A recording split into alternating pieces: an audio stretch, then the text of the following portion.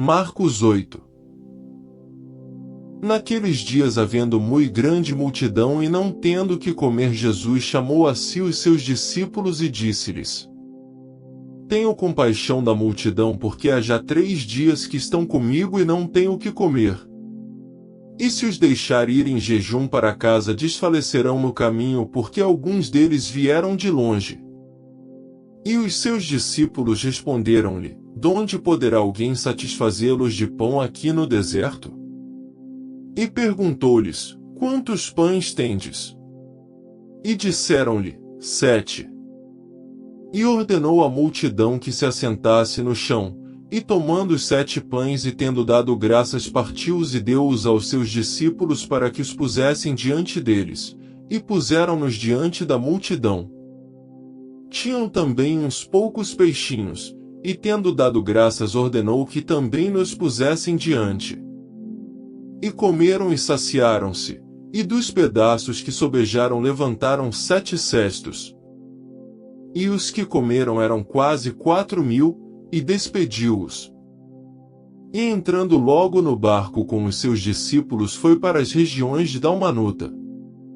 E saíram os fariseus e começaram a disputar com ele, pedindo-lhe para o tentarem um sinal do céu. E suspirando profundamente em seu espírito, disse: Por que pede esta geração um sinal? Em verdade vos digo que a esta geração não se dará sinal algum. E deixando-os, tornou a entrar no barco e foi para o outro lado. E eles se esqueceram de levar pão, e no barco não tinham consigo senão um pão. E ordenou-lhes, dizendo: Olhai e guardai-vos do fermento dos fariseus e do fermento de Herodes. E arrazoavam entre si, dizendo: É porque não temos pão. E Jesus, conhecendo isso, disse-lhes: Para que arrazoais que não tendes pão? Não considerastes nem compreendestes ainda? Tendes ainda o vosso coração endurecido? Tendo olhos não vedes? E tendo ouvidos não ouvis? E não vos lembrais? Quando partiu os 5 pães entre os 5.000, quantos cestos cheios de pedaços levantastes? Disseram-lhe: 12. E quando partiu os 7 entre os 4.000, quantos cestos cheios de pedaços levantastes? E disseram-lhe: 7. E ele lhes disse: Como não entendeis ainda?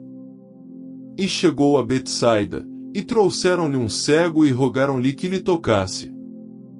E tomando o cego pela mão, levou-o para fora da aldeia, e cuspindo-lhe nos olhos e impondo-lhe as mãos, perguntou-lhe se via alguma coisa. E levantando ele os olhos, disse: Vejo os homens, pois os vejo como árvores que andam. Depois tornou a pôr-lhe as mãos nos olhos, e ele, olhando firmemente, ficou restabelecido e já via ao longe distintamente a todos. E mandou-o para sua casa, dizendo: Não entres na aldeia. E saiu Jesus e os seus discípulos para as aldeias de Cesareia de Filipe. E no caminho perguntou aos seus discípulos, dizendo: Quem dizem os homens que eu sou? E eles responderam: João Batista, e outros Elias, mas outros um dos profetas. E ele lhes disse: Mas vós quem dizeis que eu sou? E respondendo Pedro lhe disse: Tu és o Cristo. E admoestou-os para que a ninguém dissessem aquilo dele. E começou a ensinar-lhes que importava que o Filho do Homem padecesse muito e que fosse rejeitado pelos anciãos e pelos príncipes dos sacerdotes e pelos escribas, e que fosse morto, mas que depois de 3 dias ressuscitaria. E dizia abertamente estas palavras, e Pedro tomou à parte e começou a repreendê-lo.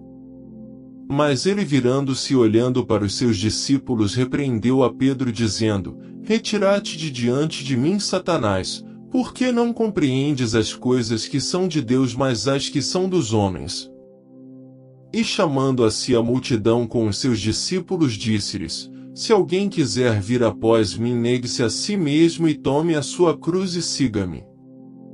Porque qualquer que quiser salvar a sua vida perdê-la-á, mas qualquer que perder a sua vida por amor de mim e do Evangelho, esse a salvará. Pois que aproveitaria ao homem ganhar todo o mundo e perder a sua alma? Ou que daria o homem pelo resgate da sua alma? Porquanto qualquer que entre esta geração adúltera e pecadora se envergonhar de mim e das minhas palavras, também o Filho do Homem se envergonhará dele quando vier na glória de seu Pai com os santos anjos.